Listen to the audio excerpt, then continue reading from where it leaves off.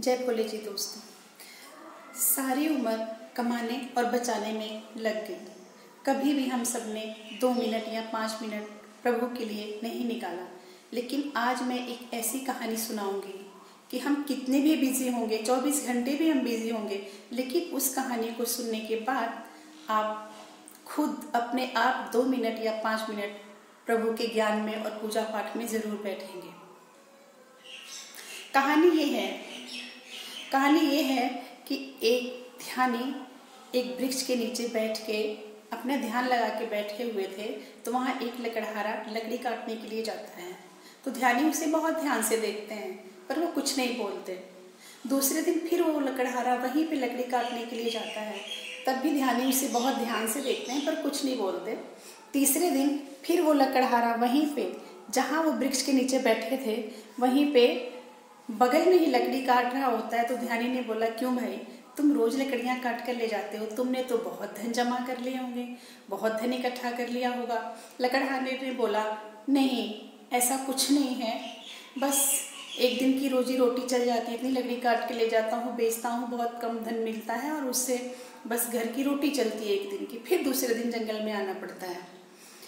तो ध्यानी ने बोला, थोड़ा तुम आगे बढ़ो, वहाँ चंदन का पेड़ है, वहाँ जब जाओगे तो तुम्हें चंदन के पेड़ मिलेंगे और वो लकड़ियाँ काट के तुम बेचना, तुम्हें काफ़ी धन मिलेगा। तो लकड़हारा सोचता है कि ये ध्यानी झूठ बोल रहा है।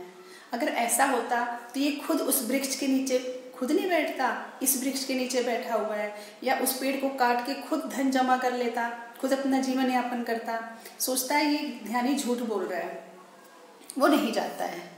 लेकिन फिर वो दूसरे दिन सोचता है, क्या पता ये ध्यानी सही बोल रहा हो, वो चला जाता है। तो देखता है कि वाकई में जंगल में बहुत सारे चंदन के पेड़ होते हैं।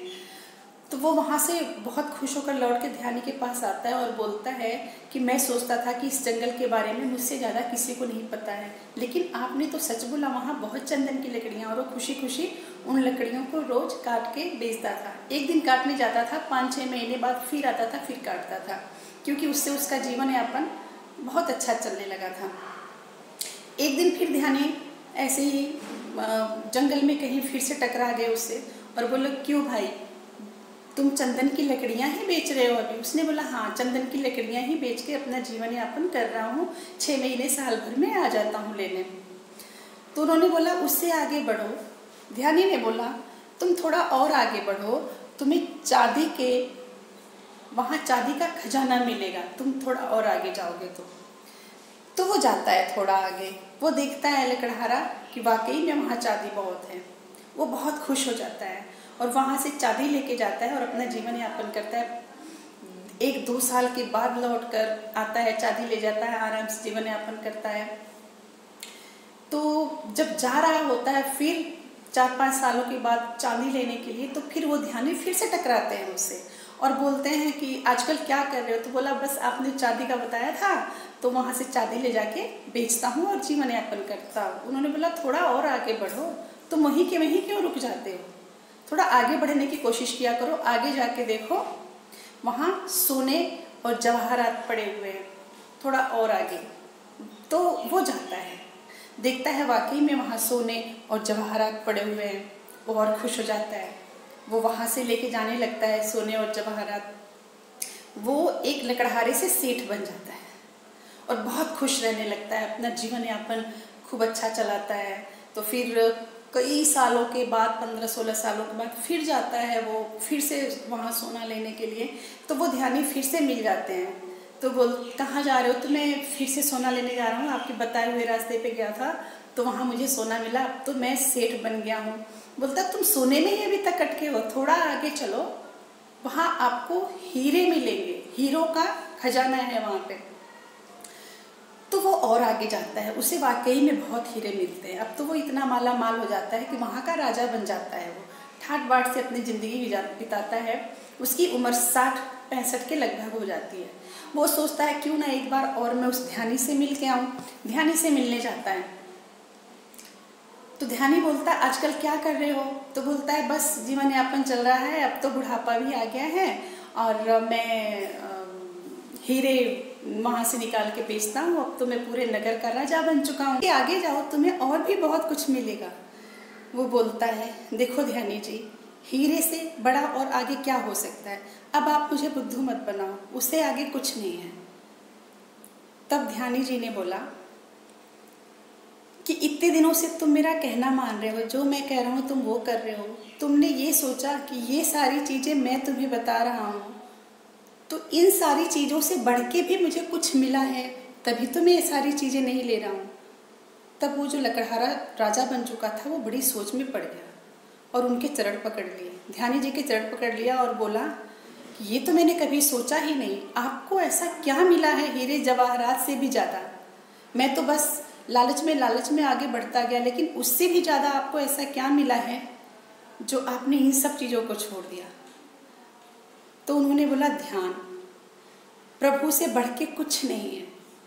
तुम थोड़ा सा ध्यान लगाओगे तो तुम्हें वो चीज़ मिलेगी जो मुझे मिल चुकी है, और थोड़ा ही ध्यान लगाने से, एकाग्र मन हो जाने से तुम्हें बहुत कुछ मिल सकता है।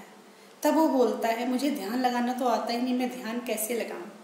तब वो बोलते हैं, तुम हाथ जोड़कर और मेरे साथ यहीं पे बैठो और आंखें बंद करो, मैं जो बोलता हूँ तुम उसे बहुत ध्यान से सुनो, एकाग्रचित्त होकर।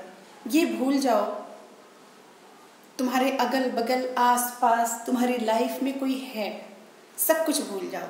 अब हाथ जोड़ो और जो मैं कहता हूँ उसे बहुत ध्यान से आंखें बंद करके सुनो। आराम से बैठ जाओ और देखो तुम्हारे भीतर क्या चल रहा है। अगर कोई अनुभव हो तो उसे पकड़े मत रखो, हो सकता है अपने भीतर तुम्हें परमात्मा मिले, उन्हें भी नहीं पकड़ना है।